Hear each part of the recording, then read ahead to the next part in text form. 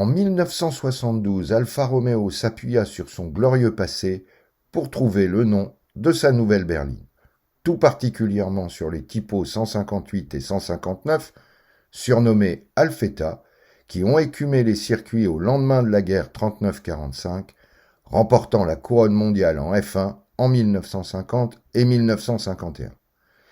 Mais au-delà du clin d'œil historique, la nouvelle Alfetta partage aussi quelques solutions techniques inaugurées par son illustre ancêtre.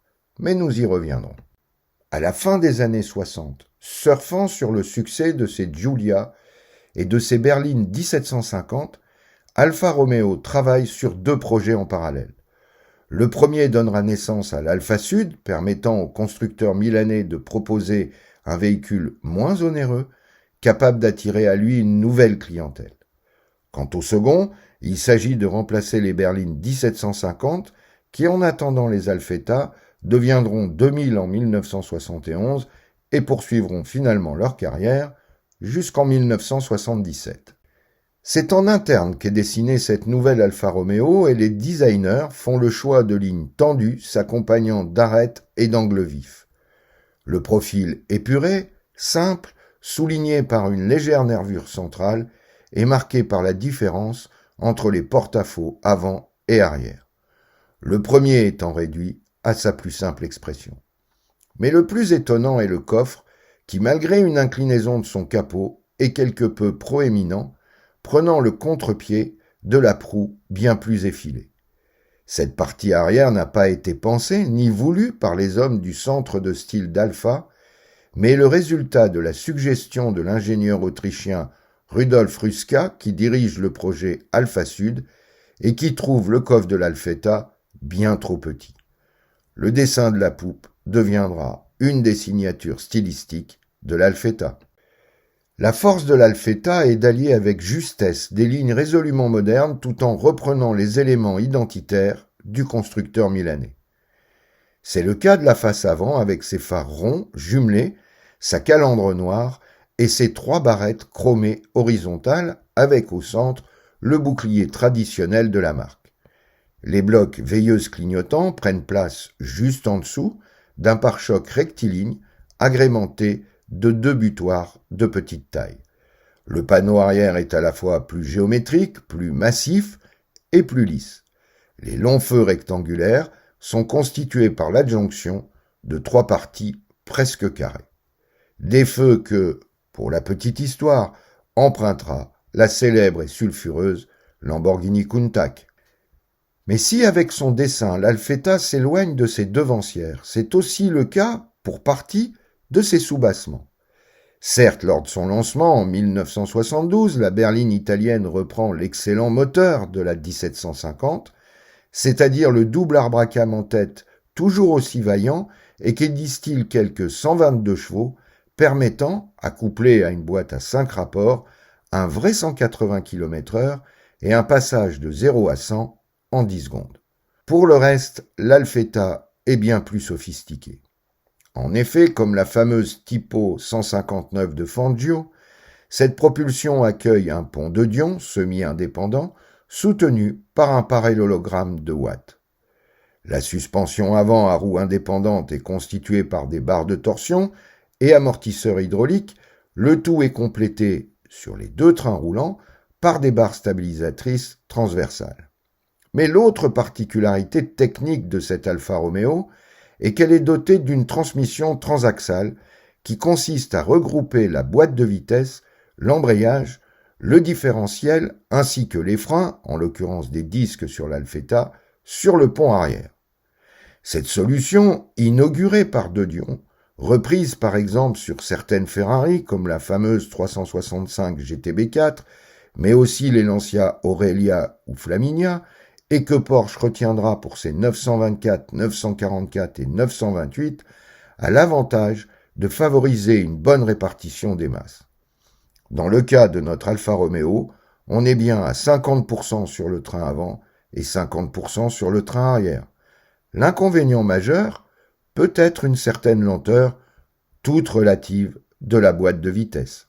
La première crise pétrolière de 1973 pousse Alfa Romeo à proposer une version moins poussée, en l'occurrence la 1,6 litre n'offrant que 109 chevaux et qui se distingue par ses deux phares ronds jusqu'en 1977 où elle récupère la même face avant à la calandre légèrement modifiée de sa grande sœur qui, au passage, voit sa puissance tomber à 118 chevaux. Mais cette même année, année de la retraite des 2000 Berlina, Alfa Romeo propose une Alfetta mue par son 2 litres et fort de 122 chevaux. Dans cette configuration, les performances de l'Alfetta stagnent, mais en revanche, elle gagne en souplesse. Si les soubassements sont inchangés, les suspensions sont quelque peu assouplies, améliorant ainsi le confort des passagers. Au passage, cette version se distingue par des phares rectangulaires au sein d'une calandre modifiée. Quant au panneau arrière, il accueille des feux toujours rectangulaires, mais nettement plus imposants. Enfin, les pare-chocs sont inédits, qui font prendre à l'Alfetta quelques 10 cm en longueur. Pare-choc qui, à l'avant, reçoit des clignotants encastrés. Aux grandes dames des alfistes purs et durs, après la Giulia en fin de carrière, qui passe au diesel en 1976, c'est au tour de l'Alfetta en 1979 d'accueillir ce type de motorisation. Il s'agit d'un 2 litres à arbre à cames latéral d'origine VM, boosté par un turbo qui fournit 82 chevaux et promet une Vmax qui tangente les 160 km/h. En parallèle, la 2000L fait son apparition avec quelques chevaux de plus, 130 pour être précis, mieux équipée et qui peut en option profiter d'une transmission automatique à 3 rapports d'origine ZF. Pour le millésime 1982, alors que la version 1600 disparaît du catalogue dans certains pays et que la 1800 récupère la carrosserie de la 2000, l'ensemble de la gamme adopte une plaque noire entre les feux et des baguettes de protection sur les côtés.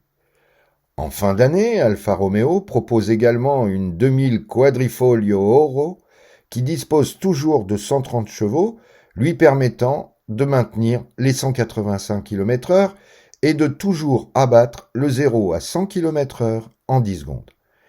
Extérieurement, la Quadrifoglio Oro se singularise par ses monogrammes, mais surtout par un retour à 4 optiques rondes. Pour le dernier millésime, le turbodiesel passe à 2,4 litres de cylindrée, offrant 94 chevaux au passage, et l'ensemble des Alfetta se part d'un spoiler intégrant des phares additionnels sur les Quadrifoglio Oro, mais se voit aussi affublé de larges protections latérales en plastique, ainsi que d'un insert toujours en plastique qui alourdit le panneau arrière. Les jantes se veulent, quant à elles, plus modernes sur les versions les plus huppées. Avec ses 4,28 m de long, puis 4,38 m avec les nouveaux pare-chocs, l'Alfetta est légèrement plus courte que ses devancières, les 1750 et 2000 Berlina. Autant dire que l'espace intérieur de cette belle italienne n'est pas beaucoup plus vaste, même si 4 adultes peuvent s'y installer sans problème et confortablement, tout en profitant d'un grand coffre dont la contenance dépasse les 500 litres. Le 5e passager devra s'accommoder à la fois du tunnel de transmission et de l'accoudoir rabattable de la banquette.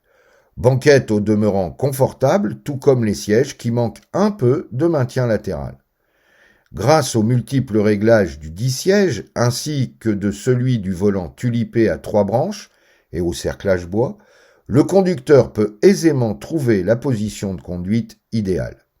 Il fait face à un bloc compteur composé de 2 gros cadrans, à gauche le compte-tours et à droite le tachymètre. Entre eux, la jauge d'essence, une horloge et un manomètre de température moteur. La planche de bord, assez classique, décorée de faux bois, dispose d'une boîte à gants qui ferme à clé et d'une console centrale qui enserre un levier de vitesse assez court. Avec l'arrivée de la 2000, l'habitacle est modernisé avec de nouvelles assises et des selleries inédites plus confortables. Un confort amélioré grâce également à une ventilation sensiblement optimisée, par une bien meilleure insonorisation et des suspensions un peu moins dures. Les aérateurs et la planche de bord, la console centrale arborent des formes plus géométriques et plus inclinées. Le volant, toujours à 3 branches, est lui aussi inédit, tout comme le bloc compteur, un peu plus complet. En toute fin de carrière, les Alfetta changent une nouvelle fois de sellerie et l'équipement est en hausse avec, entre autres, sur la Quadrifoglio Oro, qui intègre de nouveau des parements bois et un ordinateur de bord. Sur la route, les choix techniques retenus par Alfa Romeo pour l'Alfetta prennent tout leur sens. Grâce à une parfaite répartition des masses, à un train arrière bien guidé, elle est très certainement une des propulsions de sa génération parmi les plus faciles à conduire et les plus efficaces. Certains regrettèrent simplement un train avant pas assez vif sur cette excellente autoroutière. Avec l'apparition des versions 2000 faisant la part belle au confort, la prise de roulis sera légèrement plus importante.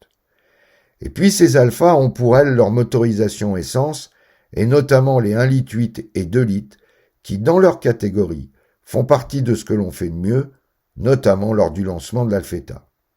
À la différence de BMW avec ses séries 3 et 5, l'Alfa n'a pas eu le droit à des moteurs plus puissants. C'est bien dommage, car elle aurait parfaitement supporté l'installation, par exemple, du V6 Busso. Au-delà d'être produites en Afrique du Sud, ces Alfa Romeo ont été également exportées aux USA sous le nom d'Alfetta Sedan, où elles eurent droit par obligation légale à des pare-chocs pour le moins disgracieux. Une série spéciale, la 2000 Li America, identique au modèle réservé aux USA, c'est-à-dire disposant d'une injection mécanique offrant 128 chevaux, sera commercialisée à 1500 exemplaires exclusivement pour le marché italien. Nous n'oublierons pas non plus que l'Alfetta a servi de base aux coupés GT et GTV, coupé aux lignes fastback plus que réussi, qui porta les couleurs du constructeur italien en compétition et qui rencontra un joli succès commercial. Les Alfetta, avec leurs lignes modernes, avec une certaine sophistication, avec des qualités dynamiques réelles, se sont très bien vendus, notamment pour les premiers millésimes. L'arrivée de la Giulietta en 1977, qui utilise notamment la même cellule centrale, a certainement vampirisé quelque peu les ventes des Alfetta. Au total, Alfa Romeo produira plus de 450 000 exemplaires entre 1972 et 1984. Elles seront remplacées cette année-là par les 90, aux lignes singulières, mais aux mécaniques toujours aussi performantes, notamment en version V6. Injustement mal aimé, l'Alfa 90 aura un destin bien différent de celui des Alfetta. Mais ça, c'est une autre histoire.